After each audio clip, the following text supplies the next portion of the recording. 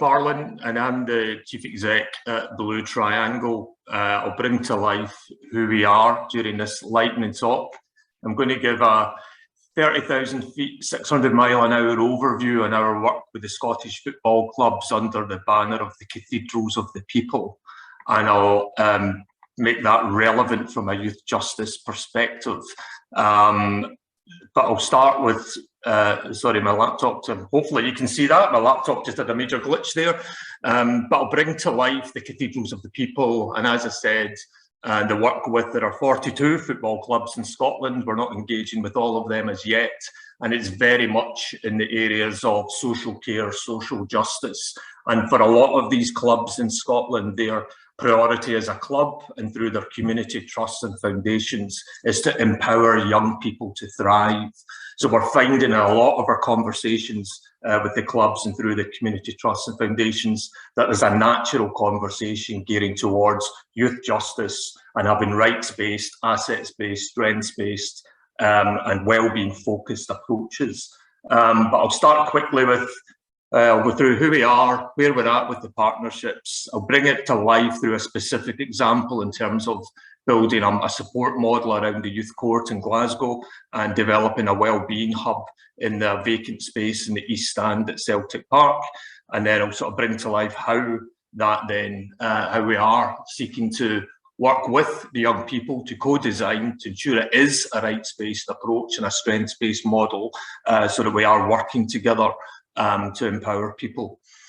So in terms of who we are, just as a bit of context, we're unique in Scotland as Blue Triangle. I usually say in more ways than one, but we're a national register of social landlords, we're a care provider and we're a charity.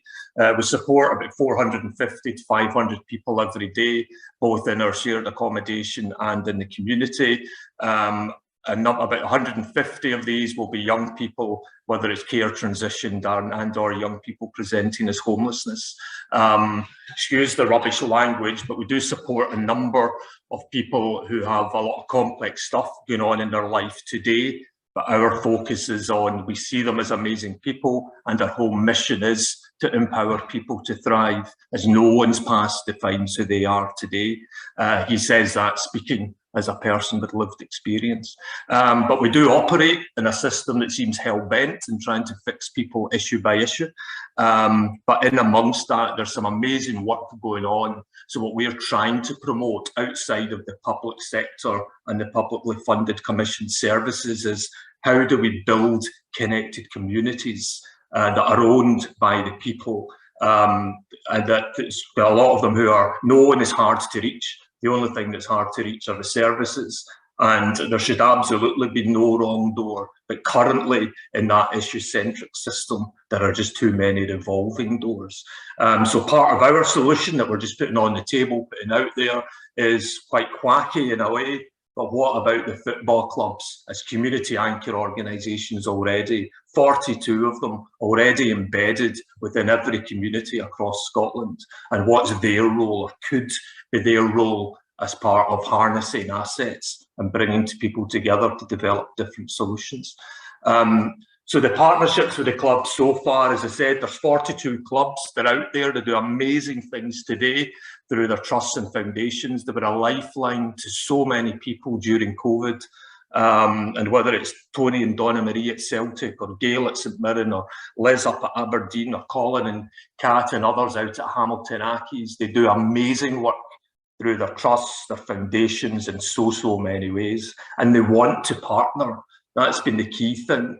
The assets that they have, when you step back and look at these things called football clubs, and indeed other sporting clubs, they've got well-being assets cut through their very DNA. They've got void spaces and stands. They've got land around the stadium. There's the power of the fan bases as collectives. And they've got these things called corporate sponsors, the network of these sponsors and high net worth fans who want to be given the opportunity to bring what they can bring to the table.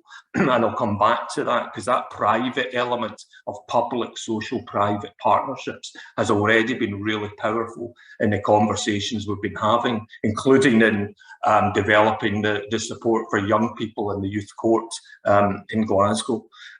So what we're trying to achieve is recognising that these clubs are community anchor organisations. They have assets, and so how do we harness that to build a rights-based, strengths-based and asset-based approach?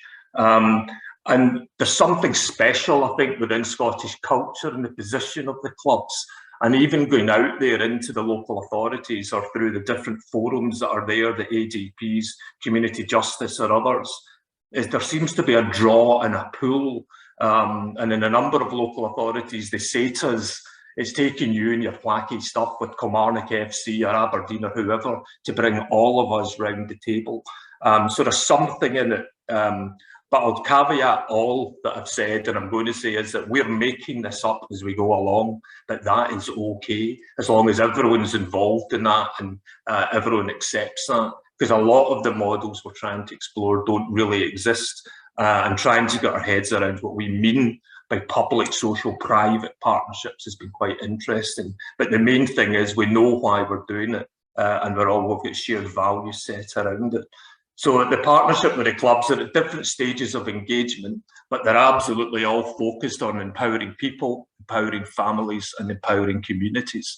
And yeah, looking at the promise, looking at some of the other elements that have been going on within the field of youth justice, there's some amazing work, some amazing thinking. And again, we're just looking to play our part as part of that. But collaboration and partnership is everything for us.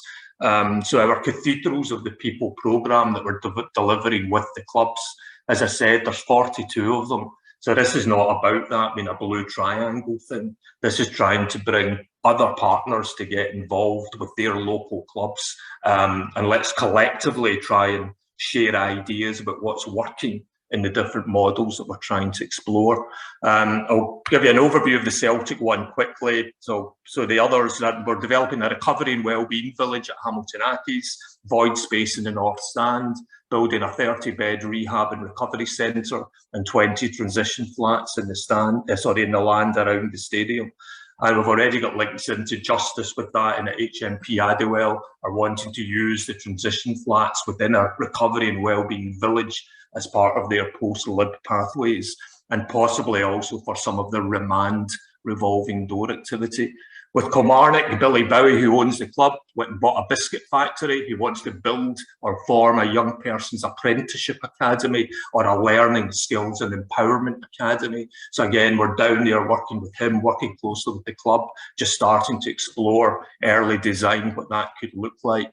And again, very early dialogue with St Mirren. For those of you that know that area in Paisley, a lot of land around that stadium. They had plans before as a club and as a foundation or a trust, for exploring what a wellbeing village could look like. And again, especially for young people and within that community based at the bottom end of Ferguson. So very quickly, the Celtic model. We started conversations with Celtic about what are they already doing. Their strategy as a club, and the amazing Celtic Foundation is very focused around young people. They already do great work through cashback and other courses that they run, just engaging and bringing people in and absolutely equipping and empowering. So we started to explore what we could do between ourselves and the club. And then there was something around young people. And again, excuse the absolute rubbish language, young people on the edges. So it was at that point I reached out to City of Glasgow, and it was Lindsay Smith, the head of justice, Stephen McVeigh, who at that point had relatively recently launched the youth court, and it was Jim McBride, head of homelessness and complex support. So we started to shape a potential needs-led model around young people at either known to the youth court or on the periphery of the youth court. We did initial co-design chats with the young people in our services and out across the city about that, but it's very early days, and all of that design work and making it rights-based, asset-based, and co-designed with the voice of the young people have been at the heart of it, is something that we're just about to start. At a practical level, the club have released a significant void space in the East Stand at Celtic Park, and we will be developing that into a well-being hub. And again, we'll be working with the young people in terms of what do you want that to look like and what should it offer for the young people across the city. We engaged with the private sector at that stage. I just reached out to Network Rail, the team who just developed Queen Street Station, and I just said, I want your whole supply chain to come in and help us develop this hub. And they were there the next week. Quite often the private sector partners and the private sector corporate sponsors at football clubs, when I've gone out to engage with them around training, apprenticeships, supported employment for young people, they've turned around and said, of course we'll do that. No one's ever asked us. And we're talking about corporates, the length and breadth of Scotland, linked in to the 42 clubs. The other elements of the support model that will likely develop with Celtic is into the youth court, but appropriately doing whole family support where that is appropriate. And because we're an RSL, a registered social landlord, there's a potential housing element to it if the young person actually needs some form of temporary and or more permanent tenancy situation because of what's happening within that family home. But all of it, we're building it as a connected community. So having lived experience, outreach team, the power of changed people, changing people, and building connection networks across recovery communities, learning communities, active communities, employability communities, whatever it is, just trying to join up the assets that are out there. I've already been involved in developing one of them across Glasgow called Hope Connections, which is more adult-centric. So again, as part of what we're starting to scope through the partnership with Celtic and with City of Glasgow is what would it look like, or what does it mean to try and develop a connected community model for young people. And clearly, harnessing the voice of young people through networks, through CYCJ and others, clearly as part of that. So in terms of, this is the final slide, you'll be glad to hear. So in terms of where we're at, that schematic in the top left is a rubbish picture of the outline of what I mean, or we mean, by a connected community model. And it's very much, as I said, that no one is hard to reach. You can, and the clubs have demonstrated that in terms of young people coming in for education, for training, for well-being sessions. They'll come to a football club, but they won't go to services. They won't go near agencies. So there's something around that in terms of reaching out to them in a way and communicating, talking to them, and making it easy for them to help shape the pathways that they want. Hence why the hubs, harnessing assets, bringing connected communities together to help build pathways that are truly rights-based, person-centred, trauma-informed and well-being focused. The last one being critical, because some of the young people we support in our services will say to me, Iain, I've got 7 workers in my life and they're driving me crazy. So it's let's stop fixing people issue by issue. Let's do it in a different way. Let's recognise that the public sector can only ever be expected to do so much. So we need to harness the power of assets out across our communities. The role of the private sector within public social private partnerships, and the absolute draw and pull and leveller of football clubs and the 42 clubs that are out there across Scotland who want to be part of what we're all trying to achieve, and they want to bring what they can bring to the table. And from my experience of engaging over the last few months around all of this in the public sector through HSCPs, ADPs and the other partnership bodies that are out there, they also want to come to the table because there is something special around the football clubs. So from a youth justice perspective, please reach out, please connect, let's try and shape some thinking. It's absolutely not my area of expertise, but if we can do anything to open up or broker introductions into some of the clubs and share some thinking, then as I said, collaboration and partnership is absolutely everything for us. But I truly believe that we could do something quite special, working with the clubs, and do something we can make the impact that we all know that we can make, and just do something for the young people across Scotland.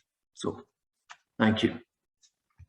Iain, thank you so much for sharing that. I think it is so important to be working in communities. We have added details of the Blue Triangle onto our Padlet, but Iain, there's also a question in relation to a sort of Rangers Celtic sectarianism, but if you'd like to look at that in the question, I'll let you do that. But I think it's really interesting, and getting the private sector involved, I think that's just brilliant. And as you know, CYCG are keen to work with you going forward. So Iain, thank you so much. I'm going to move on now and just to introduce